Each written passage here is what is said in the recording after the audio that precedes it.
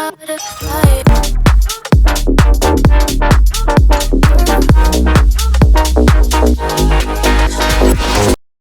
welcome to my channel. Today I'm going to be doing a book haul for the books that I got over Independent Bookstore weekend. Most of these books are from that. I did a book crawl. There's also going to be an Illumicrate book and 2 Book of the Month books that I'm unboxing in this video as well. Not sponsored, just had them sitting there and thought it would be good to do it all in one video. I also tried to do something different with my hair today. Did like little space buns. I don't know if they're cute, but trying to switch it up. But I need to get it cut desperately and I need to get my bangs cut. They're so long. Here are the books. Let's do it. As I mentioned, I did Independent Bookstore weekend and there was a book crawl here in San Diego. I went to 9 independent bookstores and I got the pin. For 1, you just get this, the little booklet. And then for 3, you get a sticker, which I'm gonna have to grab. And then for 6, you get a patch, which says "Take me to your reader," which is so cute. And then if you go to 9, you get the pin. And I did. I'm obsessed. The little bird. Every year it's an animal. A different animal. I love collecting all the pins. I can't get to 12. If you do 12, you get a really cute tote. And if you get to 15, you get a mug. But that's just way too many for me to go to because you don't just have to go to the 9 bookstores. You have to spend at least $10 at every bookstore. Anyway, I'm going to go over all the bookstores I went to and then I'm going to do a haul of all the books that I got. I went to Bird Rock Bookshop. I went to Blue Stocking Books, The Book Catapult, Hey Books, La Playa Books, The Library Shop, Mysterious Galaxy, which is my favorite bookstore, Verbatim Books, and Warwick's. So those were the 9 that I went to. The first book that I got that I was so excited about getting, this was on the top of my list, Yesteryear by Carol Claire Burke. This book has taken the world by storm. There's already a movie deal. There was a bidding war over the rights to the movie. I think Anne Hathaway won. Book of the Month had this as one of their picks and then they sold out of it and then they restocked it. I think that she's a debut author. Yeah, Yesteryear is her first novel, but just something about the premise I think is really intriguing a lot of people. This book is about a trad wife who wakes up in the 1800s. So she's one of those social media trad wives, picture perfect life and kids, stay-at-home mom, stay-at-home wife, homesteading, and she wakes up still living on a farm with these kids and her husband, but it's the 1800s instead of modern day, and she doesn't have access to any of the modern conveniences that she usually does. She kind of has to reckon with actually living the life that she's pretending to live online. I have no idea where it's going to go. I don't know if it's going to be a little bit of a darker tone, but I'm excited for the journey regardless of where we end up. This is going to be the next book that I read probably. I also got The Ending Writes Itself by Evelyn Clark. And if you don't know, this book is actually 2 authors, V.E. Schwab and Kat Clark. And when this came out, I saved this to my want to read list just because it looked really intriguing. And then it came out that this was actually co-written by V.E. Schwab, who, if you don't know, V.E. Schwab is one of my all-time favorite authors. The Invisible Life of Addie LaRue is probably my favorite book. So I was so excited about this. I didn't get to go to the signing at Mysterious Galaxy where I picked this up, but this was a signed edition from that event. So we got a little signature. Cool. I wonder which one of them signed it, or maybe one did the first name and one did the last name. This book is about, there's a famous author who invites these 6 other struggling authors to a private island. And when they get there, they realize that that author is dead. And this is a competition to see who can write the best ending for his last unfinished novel. And there's a big prize. The catch, the writers have just 72 hours to finish Fletch's magnum opus. It's the perfect plot. All it needs is a killer ending. So I don't know if this is a thriller, probably, which I guess makes sense for the pseudonym because V.E. Schwab writes mostly fantasy. Maybe they wanted to write a thriller together under a different name because it's a different genre. I don't know what Kat Clark writes, but Kat is an editor and an author of several YA novels, and is now in the film industry. This is her return to writing with V. Schwab. Yeah, it says V. Schwab had sworn she'd never co-write a novel, let alone one without fantasy. But here we are. V. Schwab loves her pen names because most of her YA novels are under the name Victoria Schwab, and her adult novels are under V.E. Schwab. I think that's how she does the distinction, or it could just be her older works and her newer works. But either way, I'm super excited for this, and I'm super excited that it's signed. Mysterious Galaxy has a lot of signed books. Then I got a book that was not on my radar at all. I had never heard of this book before, but it looked really interesting, and I've been itching for something in the horror genre because I was reading a lot of horror before Magical Readathon and a lot of the reading challenges I've been doing and book club books and stuff like that, and I'm kind of feeling a horror again. So I do have a few, but this looked really interesting too. It's called Strange Pictures. I think there's 3 books in this series. What it sounded like is there was 2 in a duology, and then there was a separate one that wasn't part of the duology but followed the same title structure. So there's Strange Pictures, which I think is a standalone, and then there's Strange Places and Strange Buildings, which is the duology, but don't quote me on that. This says the Japanese mystery horror sensation, so I'm automatically in. It's just really neat. It doesn't have a author photo. The spine-tingling bestseller that has taken Japan by storm, an eerie, fresh take on mystery horror in which a series of seemingly innocent pictures draws you into a disturbing web of unsolved mysteries and shattered psyches. And this is a translated book, translated from Japanese, by Jim Rian. And the author of this book is Uketsu, and it's just a really interesting concept. It's giving, honestly, and I don't know why, because this is a very short book and House of Leaves is a very long book, but it kind of reminds me of House of Leaves. Just that unsettling quality to it. It's just like these pictures and these drawings. I don't know a lot about it, but I'm excited to jump in. And then I also got Vigil by George Saunders, and this one pulled me in right away from the description. I'm just going to read the whole description to you because it sounds so cool. Not for the first time, Jill Blaine finds herself hurtling to earth, reconstituting as she falls right down to her favorite black pumps. She plummets towards her newest charge, yet another soul she must usher into the afterlife, and lands headfirst in the circular drive of his ornate mansion. She has performed this sacred duty 343 times since her own death. Her charges, as a rule, have been greatly comforted in their final moments, but this one she soon discovers isn't like the others. The powerful KJ Boone will not be consoled because he has nothing to regret. He lived a big, bold, epic life, and the world is better for it, isn't it? Vigil transports us careening through the wild final evening of a complicated man. Visitors begin to arrive, worldly and otherworldly, alive and dead, clamoring for a reckoning. Birds swarm the dying man's room, a black calf grazes on the love seat, a man from a distant, drought-ravaged village materializes, 2 oil business cronies from decades past show up with chilling plans for Boone's post-death future. With the wisdom, playfulness, and explosive imagination you've come to expect, George Saunders takes on the gravest issues of our time: the menace of corporate greed, the toll of capitalism, the environmental perils of progress, and in the process, spins a tale that encompasses life and death, good and evil, and the thorny question of absolution. I just feel like I couldn't have summarized that really well, so I wanted to read the whole thing. This sounds so cool. I haven't read anything by George Saunders before. This is a signed book.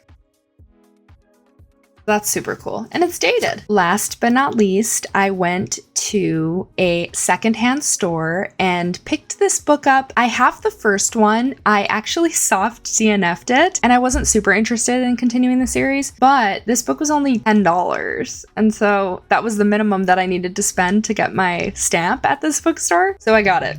And it's Everyone on This Train is a Suspect by Benjamin Stevenson. I have Everyone in My Family Has Killed Someone by the same author, and as I mentioned, I soft DNF'd it. I just wasn't super getting into the mystery. I really don't feel like I gave it a fair shot. I was reading it when I wasn't really in the mood for mysteries, and I was just kind of burnt out from mysteries. It was a lot of what I was reading at the time. So I'm willing to give it another shot, and this is also in that same vein. I think that they're probably interconnected standalones, but let me see. I think it's a different main character. It says Murder on the Orient Express meets Clue, and that sounds amazing. As you probably noticed, 1, 2, 3, 4, 5. I only got 5 books, but I spent $10 at 9 bookstores.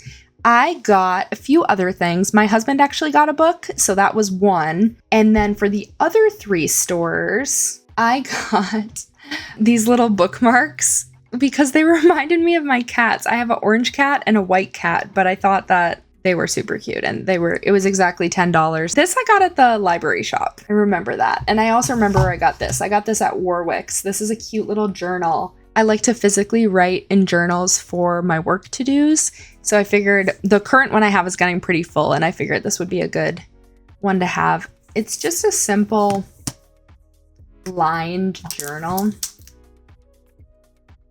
I don't know if you can see that, but let me go get the best thing that I bought really quick.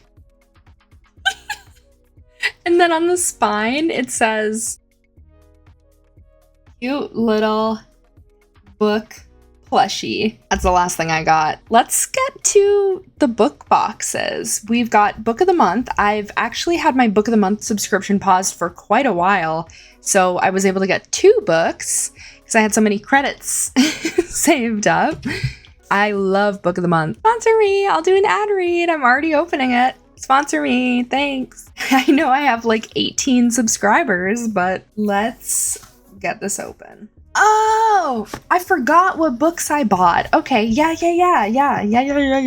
So we've got Best Offer Wins by Marissa Cashino. This looked cool. Neither of the books that I bought were picks for this month, but you can buy like past picks. It's honestly too real. It says, an insanely competitive housing market, a desperate buyer on the edge. How far would you go for the house of your dreams? Apparently this is about a woman who has been trying to get a house for a long time and lives in an apartment with her husband, and they want to have a baby. Hears about this perfect house and will do everything that she can to get it. So she starts stalking the home buyers and crossing a lot of lines and doing a lot of shit to try to get this house. Apparently it's pretty dark, but it's also funny. It's like a dark comedy, and it's probably going to be a little too real, but it sounds really entertaining. And again, I'm kind of like wanting something that's a little more creepy or unsettling. So I love when you read a description of a book and it's unlike anything that you've ever read before. I mean, every story is so unique from others, but sometimes you read a description and you're like, oh, this is like that book I read that one time. I love a book like this or Yesteryear where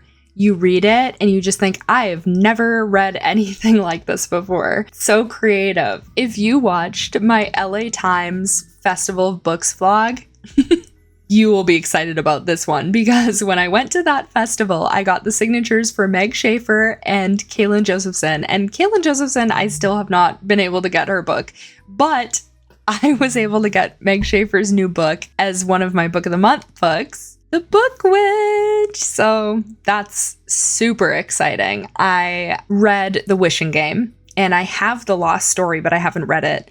But this is the one that she was talking about in the panel that I went to. So I'm definitely going to stick my little book plate signature by her into this book. So this book is about Rainy March, and she is a proud 3rd generation book witch. And her job, it says, to jump in and out of novels to fix malicious alterations and rogue heroes like a modern day magical Nancy Drew. She has a love interest in one of the books, which is not allowed. She's supposed to keep fiction and real world. But her grandfather disappears and there's a priceless book stolen. And the person that she has to team up with to help her find the book is this guy that is a fictional love interest. So you see a lot of like Disney retellings, but I don't see a lot of retellings of the stories that she likes to do. So the Wishing Game was kind of like a Charlie and the Chocolate Factory kind of vibe. I think The Lost Story is supposed to be like Narnia. This sounds super interesting, and I'm so happy that I finally got my hands on a copy because I couldn't find one at the LA Times Festival of Books, and it was making me very sad. Last but not least, it's my cat's favorite box, the Illumicrate box. What if I left all this in?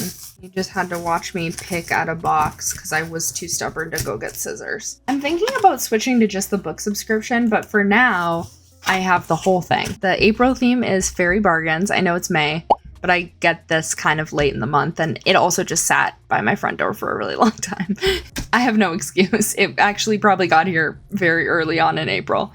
Oh, yes. I love when they send the mugs. The mugs are so cute. I think this is... Wait, maybe not. There's a cat.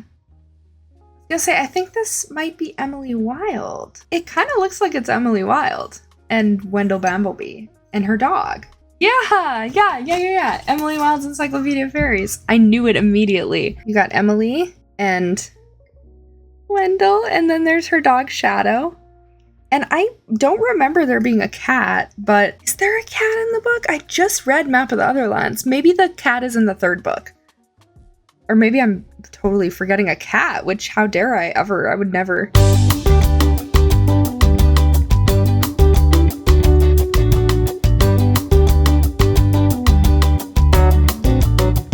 Kind of like the brightness. It's a little better from there. I'm obsessed. I really liked Emily Wilde's Map of the Otherlands a lot, actually. What else do we have? This kind of looks like a neck pillow. Oh, it's a oven mitt. Twisted Bargains Oven Glove, inspired by The Courting of Bristol Keats by Mary E. Pearson. I haven't heard of that book, but it's super cute. And I need a new oven mitt. My oven mitt is trashed, absolutely trashed. I love that, actually. That's a really nice oven mitt. Fae Enchantments Stamp Washi Tape, inspired by Lore of the Wilds, These Hollow Vows, and The Rose Bargain. I know one of those. Okay, I didn't really understand what they meant when they said stamp washi tape. They look like little stamps. Ah, beautiful.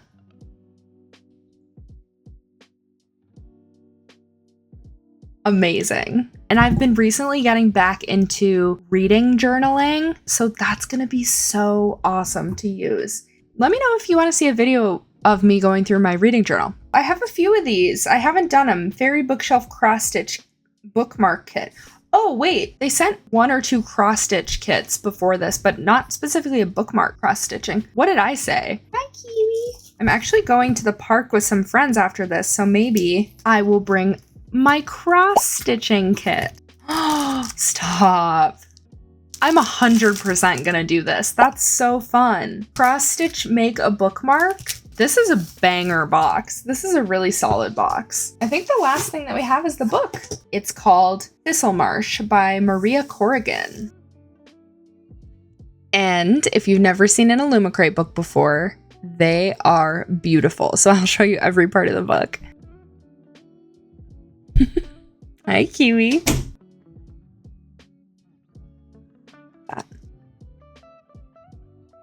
Beautiful sprayed edges. I gotta go fast because the wind just locked him in here and he's gonna start meowing at me to let him out in a second. So pretty. Ooh. Let's see what the naked hardback looks like.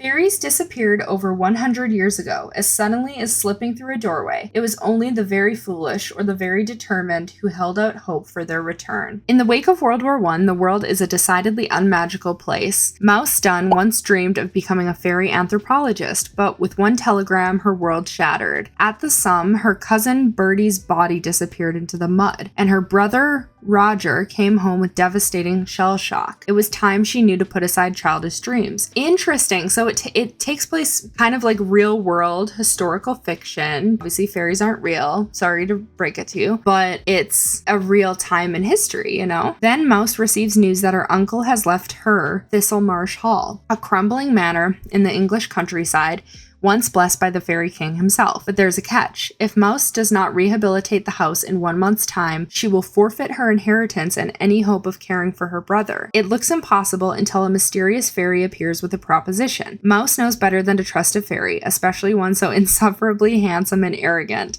But she is out of options. Insufferably handsome and arrogant. Wendell Bamblebee, anybody? There are wild and magical forces at work in the house, and Mouse must confront the ghosts of her past or lose everything. It's interesting, though, because I wonder, she wanted to work. She once wanted to be a fairy anthropologist, but fairies disappeared over 100 years ago. I wonder, you know, if most people grow up believing fairies are real. Like in Emily Wilde's Encyclopedia of Fairies, everyone kind of knows fairies exist, but there's certain schools and professions that deal with them. Interesting. Yeah. It sounds like it would be a cozy fantasy. So that is right up my alley. I've been reading some cozier books in the spring, and The Book Witch is like that too. So I have 2 cozy fantasies that I could tackle. Good little haul. That is heavy. That's all for today. Thank you so much for joining me. Thank you for watching, listening to me yap about books. Let me know if you've read any of these books, and if you have, which ones you liked, which ones you didn't like, which ones you would recommend I start immediately, and I will definitely take your advice 100%. So please like the video if you like the video, subscribe if you haven't already, and I'll see you in the next video. Thank you so much for joining me, and have an amazing day. Bye!